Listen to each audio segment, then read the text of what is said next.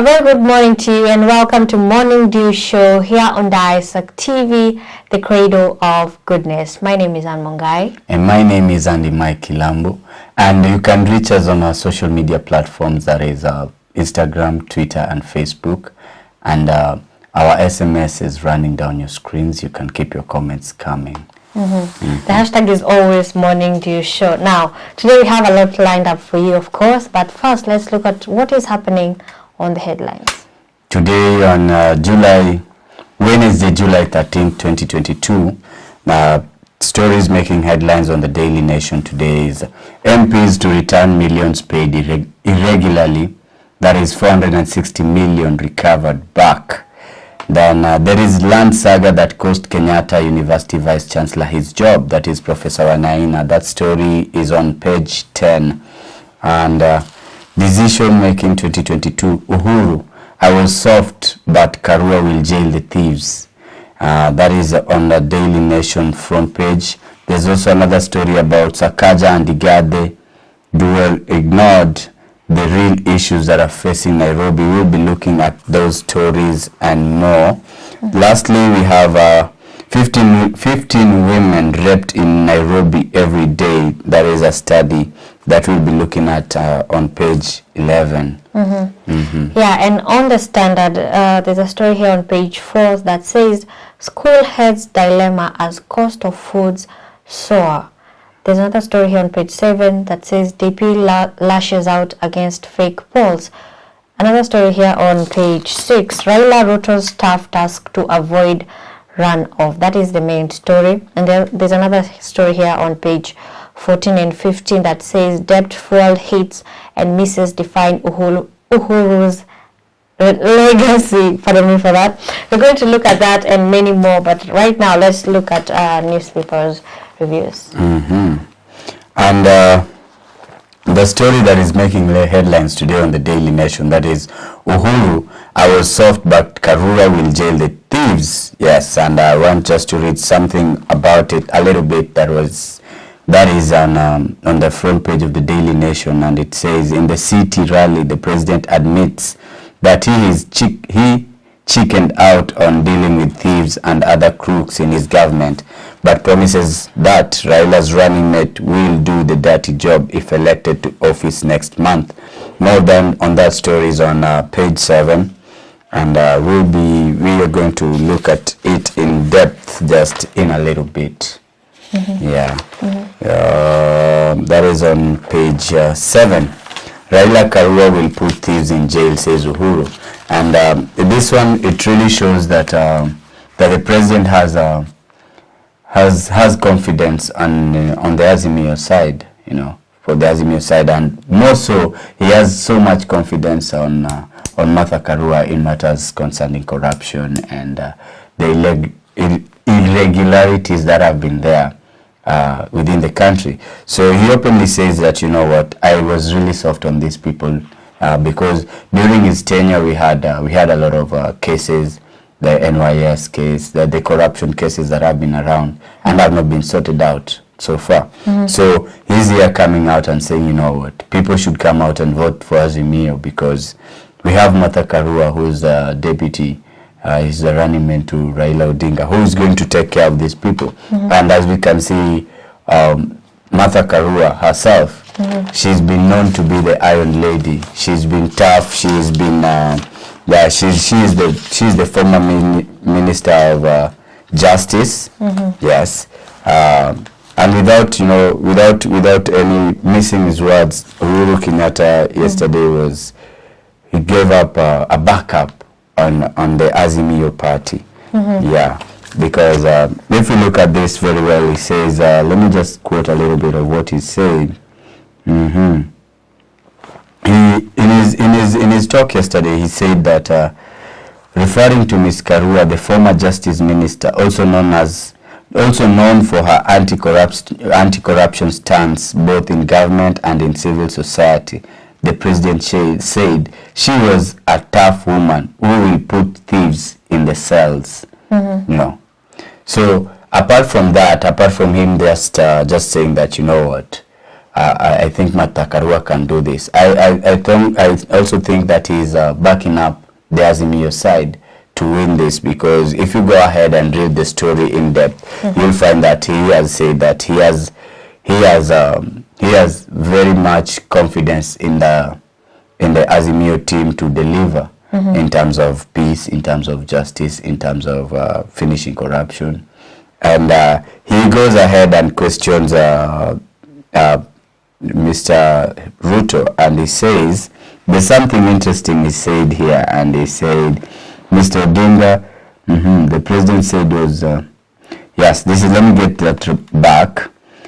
Rallying the city's residents throw their weight behind Azimio, President Kenyatta said he hopes Kenyans vote for Mr. Odinga so he can hand over power to him. Mr. Odinga, the president said, was the only leader who will be able to carry on with the development projects initiated by its administration. You know, this is very ironical, because it calls back the questions like the vice president is part of that, is part of Uhuru's legacy. He's been working hand in hand with him. So when the president says that, you know, Mr. Odinga is the only leader who will be able to carry on the development projects initiated by his administration, it's kind of weird. What don't you think? Because the deputy president is part of that administration. It is actually, and in regards to that, I want to quote what maybe Mr. Uhuru said on yesterday's campaign. That was at Mungai Level 3 Hospital in where it was being opened yesterday, I think.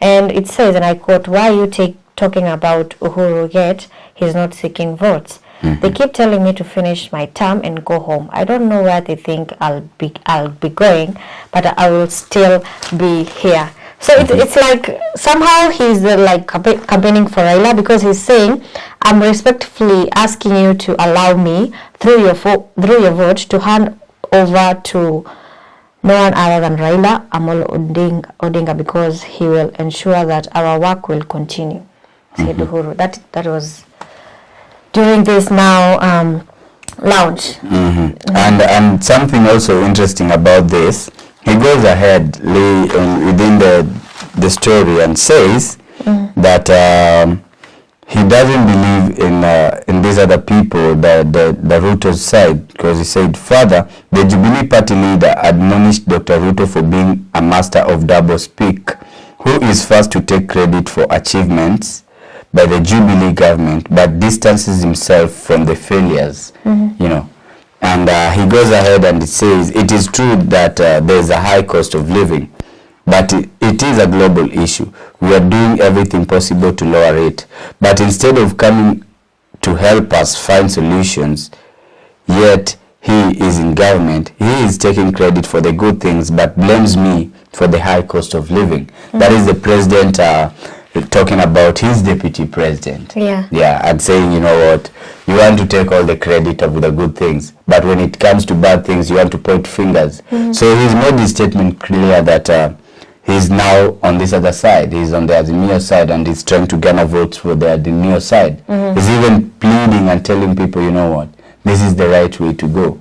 It's on this other side, because he says these guys are just, there's a word he used, I just can't get it right now, but there's a word the president used in his talk, and he said, you know what, this other side of the UDA has no promise. They're more of, there are people who try to be chaotic rather than be peaceful. They did a handshake with Raila Amolo Odinga so that they can realize peace. But he says, you know what, the deputy president was going to jeopardize this with this group, with this team. Yeah, so this is exactly what is happening. This is a story that was on the front page of today's Daily Nation, and you can read more on that. Also on this newspaper, The Standard, on page 10, in regards to that, it says that, and I quote what Mr. Uhuru said, "The only team that is true is that of Raila and Mother. The rest are busy going round to meetings where they are always talking about Uhuru." So there's that back and forth between the president and the deputy president, which is really getting ugly. And there was a time actually Mr. Uhuru had chilled out, but right now is like he has resumed campaigns for Raila.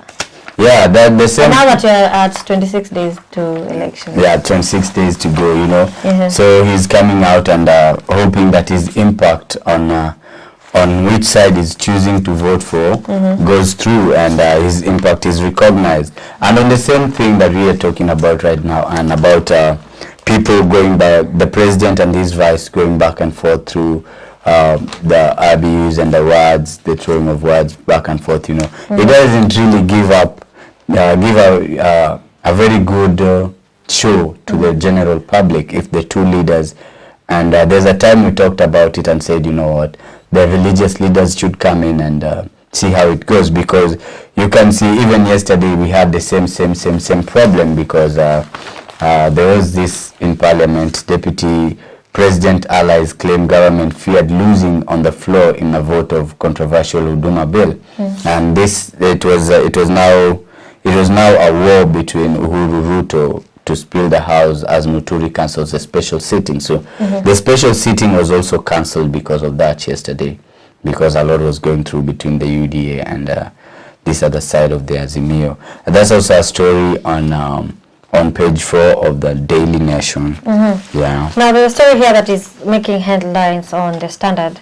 Says Raila Ruto's tough task to avoid runoff. It says the race between two leading presidential contenders is tight. According to opinion polls, and Raila and Ruto will now have to work harder to win over undecided voters to secure a first round win and avoid a second round face-off. That is on page 6, which I want to go a bit into details. Now, I want to read the highlighters, but this is now the top headline. Says why Wajakoya could help swing tight election if it goes to a runoff. And the highlighter says, according to poll results, it is doubtful whether Raila or Ruto will win in the first round. And this is why. An opinion poll conducted by TIFA, that is Trends and Insights for Africa, released on Monday, shows that the Deputy President and the former Prime Minister are headed for a runoff. Raila, who according to the poll enjoys 42% support, will need 8% in order to get 50+1 vote that is required for the first round. And in the same way, Ruto, who is at 39% right now, has a mountain to climb, because he needs to get to 50%. He would need the entire undecided voters. Now these 10%, he would need to woo them so that they can vote for him, so that he can defeat Raila. This is now according to TIFA polls. But now the problem is, if now Raila, as of now, he's at 42%, and Mr. Ruto is at 39%. Now Mr. Wajakoya is at 5%, if I'm not wrong. No, 4%. He's at 4%. So if Mr. Wajakoya decides to go to the side of Raila, then Mr. Raila will... It's a definite win for the Azimio team. Because they would have gotten 50 plus one votes required for the first round. And in case Mr. Wajakoya decides to go to this now Ruto's side, then again Mr. Ruto would be the winner. Now, Mr. Wajakoya is very important in this campaign. Because that is where his votes plays part in this. So whichever side he will decide, we don't know if he's going to decide, but this is actually according to TIFA polls and what they are saying. And I want to read what it says here. Professor Wajakoya candidacy complicates matters further. If Ruto had Wajakoya numbers, he would enjoy a 1% lead against Raila, leaving the UDA to chase 7% of the vote. On the other hand, if Wajakoya's supporters were to back Raila, the Azimio la Umoja One Kenya candidate would be leading with 46%, and would only be required to get 4%. 4% out of it. You know, but I want to quote what maybe Tomboya said the governance consultant, he said, either of two candidates would have to work hard to bring Wajackoya on board. Because, in theory, our voting patterns show that votes are transferable. Regional kingpins have been able to negotiate for position based on that fact. Okay. The only thing right now is we don't really know. What we know as per now is Wajackoya is on the race and he's not willing to back up another presidential leader. So it will all depend on how they will talk to him, or if they'll be able to get this untapped 10% of people who really don't know, who are undecided.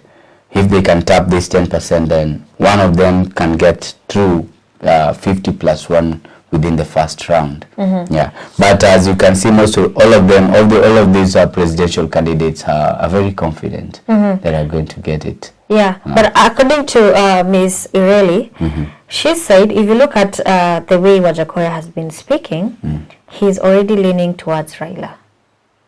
We can't be certain about that. Yeah, but anyway, these are just because the other time you remember he was around here and he said, you know what, if I say something against the UDA side, people say I'm a Raila project. If I say something against the Azimio side, people say I'm a UDA project. You know, so he's for now he's standing on his own and saying, you know what, I'm also going to be the next president of this country. Yes, and you can see now he's splitting the votes, and they really need him right now. Yeah. He's a major part. Or maybe the other presidential candidates should all come and back up Wajackoya and just make him go freely without any competition, though. Now, in regards to that same polls, now Ruto has, of course, to comment on the polls, because he says that the polls has been doctored by deep state to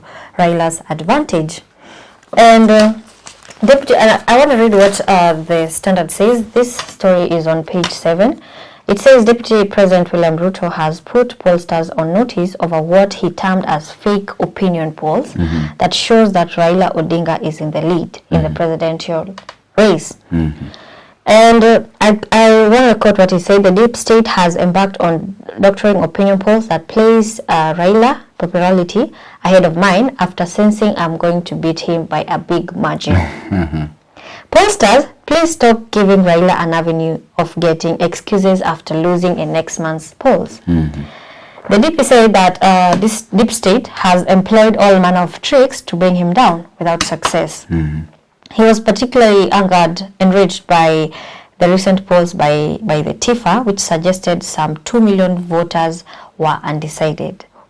And he says that in this case, about the voters, now 10%, he says that that is not possible. Everyone will vote and everyone has decided the candidate that they will pick. So Ruto is against this polls. He says that it has been doctored by deep state to favor Raila's side. And the same thing also yesterday I was doing some research. I had Mr. the Honorable Mwaura, who's also part of that. He said these opinion polls were cooked. They were not right. They were favoring one side.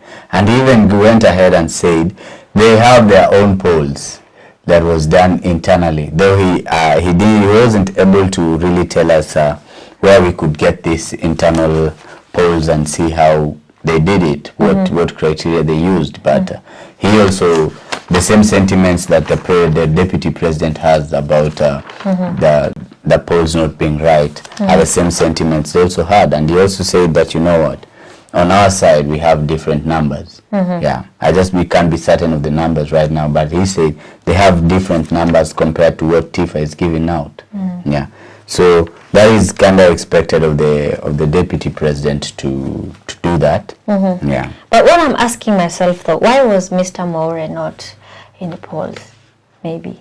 No, I was talking about the other Mwaura. Oh, okay. I thought it was the presidential candidate. No. The Agano Party, I think, I don't know what is happening with them or what is their campaign strategy, but I don't think they are as popular as they should be within, because time is running out. 26 days. We have only 26 days, and they're not as the Agano Party is not as popular as the Roots Party, Azimio, and the UDA. Yeah. Now we know that Raila has maybe gone to different places, and the person that maybe thought that they would be picked as a candidate is not picked. Remember the stories that we were talking about yesterday? Now there's an issue in Coast whereby people that were not chosen as candidates in Coast are angered by that, and it has created rivalry. And I want to read what that says. It's on page 8 of the Standard, maybe.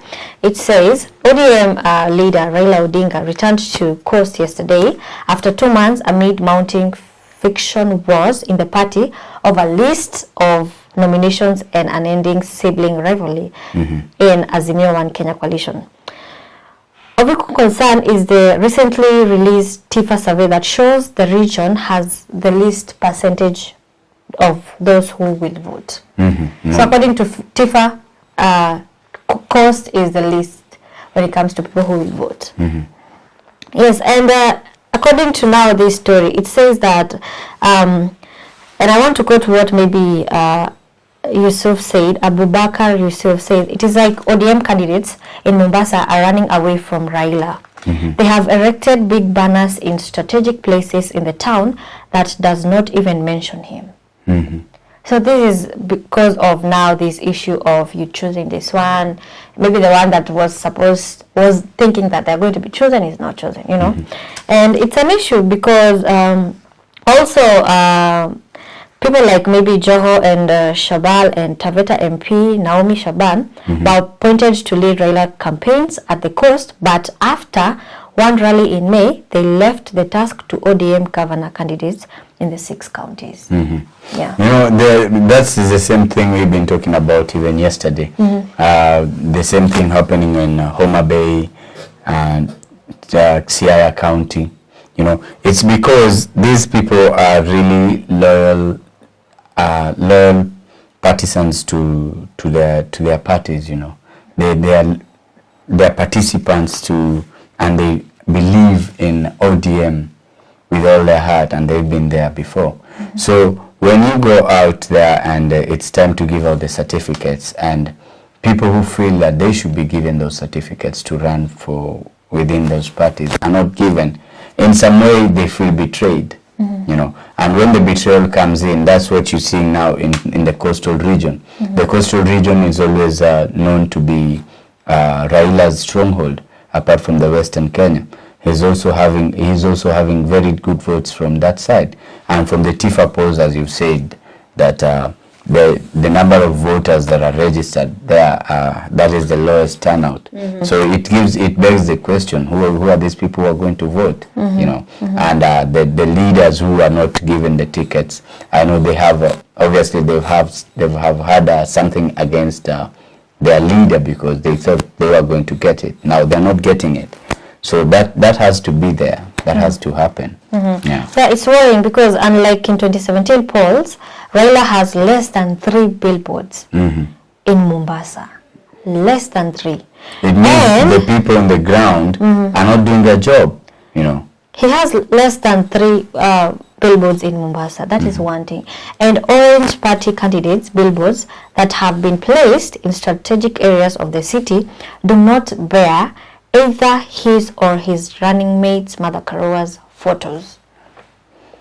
That is very, very, very strange and very. I think he should address this because it's. So, where would you say the problem is? Would you say it's with Raila as the head of the team, or is it with the people on the ground? Because I know Azimio as a team has people on the ground at the coastal region. Or maybe are they too much comfortable that they're winning on that side, so they won't have to do so much on that other side, you know. There's so many things that we might want to know before we make our judgments on it? Or is it that the party members that are there are not doing what they're supposed to do? Or the campaign trail, the campaign team within the Mombasa region, what is it doing in the coastal region? So we have so many variables that we can debate about, but the main thing is there's a problem. Yeah. And I want to quote what maybe Oginga Randiki said. He said, we must be honest, there's a big problem. Yes. It started with the bungled nomination exercise where most of our popular candidates were rigged or locked out.